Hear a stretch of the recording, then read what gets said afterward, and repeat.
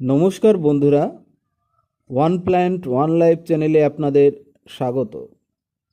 আজকে গাছের একটি অত্যাবশ্যকীয় উপাদান অনুখাদ্য বা ভিটামিন। এই অনুখাদ্য বা ভিটামিন আপনারা জৈব ও রাসায়নিক দু উপায়ে গাছে দিতে পারেন।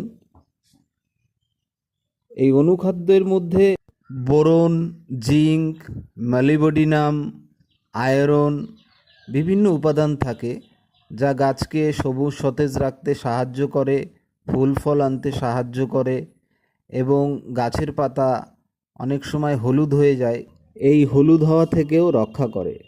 বাড়িতে যে বিভিন্ন শাকসবজির খোসা থাকে, সেই শাকসবজির খোসা ভিজিয়ে কিছুদিন রেখে দিলে সেই জলটাকে ছেঁকে নিয়ে ভালো করে আপনারা গাছে ব্যবহার করুন, যা গাছের অনুখাদ্য বা ভিটামিন হিসেবে খুব ভালো কাজ করে।